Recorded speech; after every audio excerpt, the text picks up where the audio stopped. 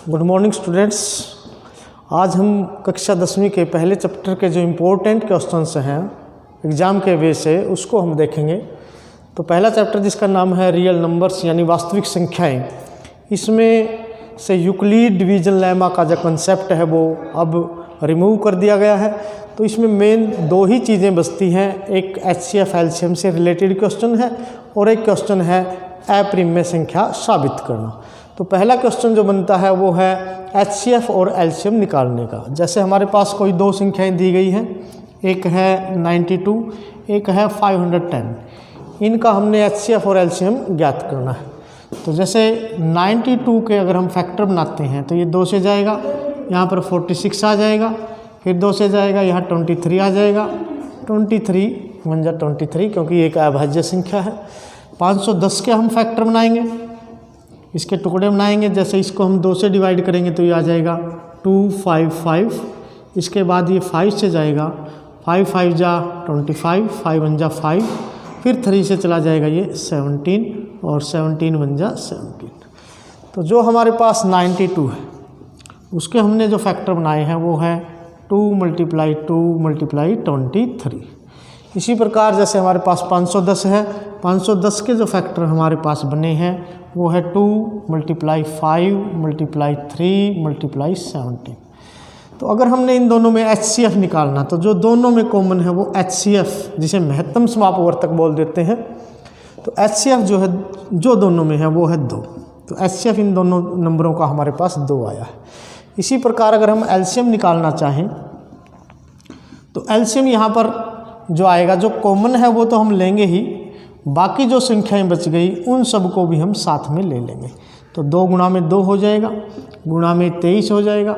बाकी जो फैक्टर यहाँ बचे हुए हैं वे सारे भी हम लेंगे, 5 × 3 × 17। तो ये जो टोटल आएगी इन सब की गुणा वो हमारे पास एलसीएम हो जाएगी। इस प्रकार से हम एचसीएफ और एलसीएम ज्ञात कर सकते हैं। इसमें एक क्वेश्चन और पूछा जा सकता है कि जैसे कई बार 2 नंबरों में से एक नंबर दे दिया जाता है, एचसीएफ भी दे दिया जाता है और एलसीएम भी दे दिया जाता है और पूछ लिया जाता है कि दूसरा नंबर क्या होगा। तो उसके लिए जो फॉर्मूला रहेगा वो हमारे पास ये है कि एचसीएफ × एलसीएम बराबर रहेगा पहली संख्या और गुणा में दूसरी संख्या। तो जब भी हमें एक संख्या निकालनी होगी और हमारे पास एचसीएफ और एलसीएम दोनों दे रखे हैं तो हम जैसे ये संख्या दे रखी है इसको इधर लेकर के डिवाइड में आ जाएंगे तो हमारे पास दूसरी संख्या आ जाएगी।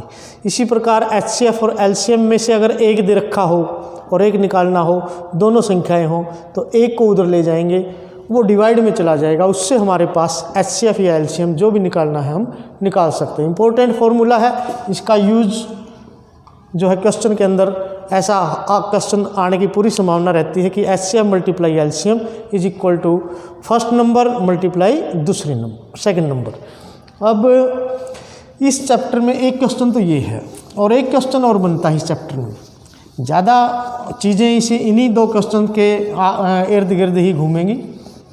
तो एचसीएफ एलसीएम से रिलेटेड क्वेश्चन हमारे पास था और जो सेकंड क्वेश्चन हमारे पास है वो है कि हमने सिद्ध करना दिया जाएगा कि सिद्ध कीजिए कि वर्गमूल 2 या वर्गमूल 5 या वर्गमूल 3 एक अप्रिमेय संख्या है। जैसे क्वेश्चन हमारे पास आ जाता है, सिद्ध कीजिए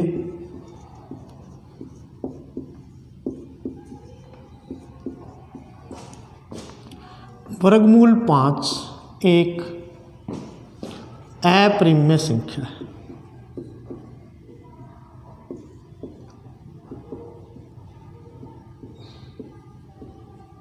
ऐसे क्वेश्चन आने के बहुत ज़्यादा चांसेस हैं। जो 3 या 4 नंबर का क्वेश्चन आपका बनेगा वो इसी में से बनेगा। तो इसका जो हम सिद्ध जैसे करेंगे तो सबसे पहले हम इसके कंट्राडिक्शन लेकर के चलेंगे, इसका विरोधाभास लेकर के हम चलेंगे। हम कहेंगे कि माना वर्गमूल 5 एक प्रिमेय संख्या है। हमने जो इसको अप्रिमेय की बजाय प्रिमेय संख्या मान लिया है और हमने ये मान लिया है वर्गमूल 5 जो है वो बराबर है P बटे Q, जहाँ Q बराबर नहीं है 0 के। पहली बात तो ये है कि Q 0 नहीं है। दूसरी बात हमने ये भी साथ के साथ माना है कि P और Q, P व Q सह अभाज्य संख्याएं, सह अभाज्य संख्याएं हैं। सहअभाज्य वो संख्याएं होती हैं जो एक पहाड़े पर नहीं जाती हों, यानी एक टेबल के ऊपर न कटे, उन्हें सहअभाज्य संख्याएं कहते हैं। अब हम इसको आगे सोल्व करते हैं। तो इसको आर पार गुणा कराएंगे तो ये हो जाएगा वर्गमूल 5 के साथ जो है यहाँ पर हमारे पास Q की गुणा हो जाएगी, बराबर हो जाएगा P के। दोनों तरफ वर्ग करने पर हम इसके दोनों तरफ वर्ग करेंगे, दोनों तरफ वर्ग करने पर हमें क्या प्राप्त होगा, इधर से इसका वर्ग हो जाएगा और इधर से इसका वर्ग हो जाएगा। तो वर्ग करेंगे, वर्ग से वर्गमूल 5 का तो कैंसिल हो जाएगा, 5Q स्क्वायर बराबर हो जाएगा P स्क्वायर। अब हम देख रहे हैं कि 5Q स्क्वायर P स्क्वायर के बराबर है। इसका मतलब ये है कि 5 भी इसको पूरा पूरा भाग कर रहा है। 5 P की 2 को विभाजित करता है।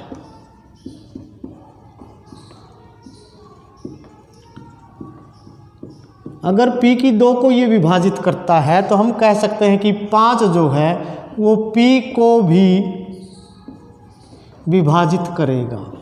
P अगर P की 2 को करता है विभाजित तो P को भी यह विभाजित करेगा। फंडामेंटल थ्योरम में ऐसा लिखा गया है।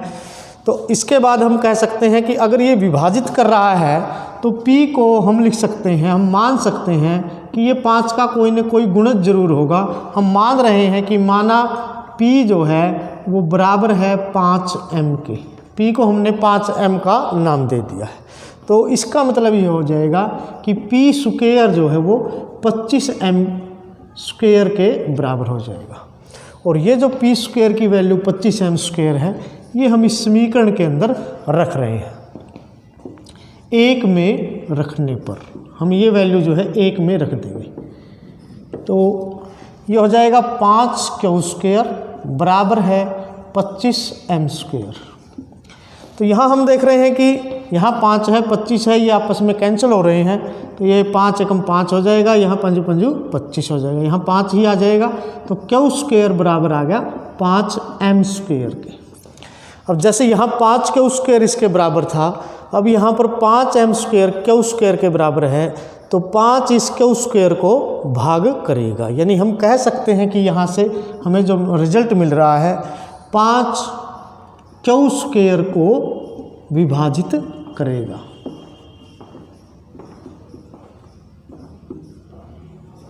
पाँच Q स्क्वायर को विभाजित करेगा। अगर ये Q स्क्वायर को विभाजित करता है तो 5Q को भी विभाजित करेगा। तो हम देख रहे हैं कि 5 P को विभाजित कर रहा है, 5 Q को भी विभाजित कर रहा है। इसका मतलब ये दोनों को पूरा पूरा भाग दे रहा है। लेकिन हमने यहाँ पे लिखा था P व Q कैसी संख्याएं हैं, सह अभाज्य संख्याएं हैं। एक पहाड़े पर ये दोनों संख्याएं नहीं कटती, लेकिन यहाँ दोनों ही 5 से भाग हो रही हैं। तो हमने जो कहा था ये इसका विरोधाभास है। तो ये विरोधाभास हो गया यहाँ पर, जो कि विरोधाभास के कारण अब हम लिखेंगे विरोधाभास के कारण हमारा कथन गलत है, असत्य है। हमने जो माना था, हमने जो कल्पना की थी, सपोजिशन की थी, वो असत्य है कि भाई वर्गमूल 2 एक परिमेय संख्या है, वो है असत्य है। इसलिए वर्गमूल 2 या वर्गमूल 5 जितनी भी जो संख्या हमारे पास है, वर्गमूल 5 एक अपरिमेय संख्या है।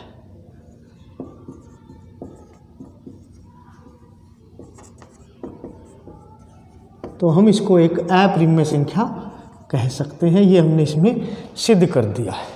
तो ऐसा क्वेश्चन आने की बहुत ज़्यादा संभावनाएं रहती है। तो तो जैसे सबसे पहले हमने कहा कि वर्गमूल 5 एक प्रिम्य संख्या है, इसको p बटे क्यू के बराबर माना, साथ में ये भी मान लिया p व क्यू कैसी संख्याएं हैं, सह अभाज्य संख्या, यानी एक पहाड़े पर ये नहीं कटती। फिर हमने क्या किया कि दोनों तरफ वर्ग कर दिया, यहाँ 5 क्यू स्क्वायर पी स्क्वायर के बराबर आ गया, 5p की 2 को पूरा पूरा भाग करता है तो 5p को भी विभाजित करेगा। फिर हमने मान लिया भाई विभाजित करता है तो p को हम 5m का नाम दे सकते हैं, तो पी स्क्वायर बराबर हो जाएगा 25m स्क्वायर। ये पी स्क्वायर की वैल्यू हमने यहाँ पर रखी, पी स्क्वायर की जगह 25m स्क्वायर, 5 से दोनों टेबल पहाड़े से ये कट रहे हैं दोनों, तो क्यू स्क्वायर 5m स्क्वायर के बराबर आ गया। तो हम यहाँ से कह सकते हैं कि 5 क्यू स्क्वायर को विभाजित करेगा। अगर ये क्यू स्क्वायर को विभाजित करेगा तो 5 क्यू को भी विभाजित करेगा, तो जो कि विरोधाभास हो गया हमारे कथन का। हमने कहा था कि सह अभाज्य संख्याएं हैं, तो ये विरोधाभास के कारण हमारा जो कथन था वह असत्य है, अतः वर्गमूल 5 क्या है, एक अप्रिम्य संख्याएं हैं। तो इस प्रकार से आप इस चैप्टर के अंदर अगर ये 2 क्वेश्चंस भी ढंग से कर लेते हैं तो इस चैप्टर से जितने भी क्वेश्चन आएंगे आप उनको टैकल कर सकते हैं, और ये बहुत ही इंपॉर्टेंट क्वेश्चन है। आगे भी हम आपको बताते रहेंगे चैप्टर वाइज। अगर कोई आपको समस्या लगती है तो कमेंट बॉक्स के अंदर आप इसमें क्वेश्चन पूछ सकते हैं। Thank you.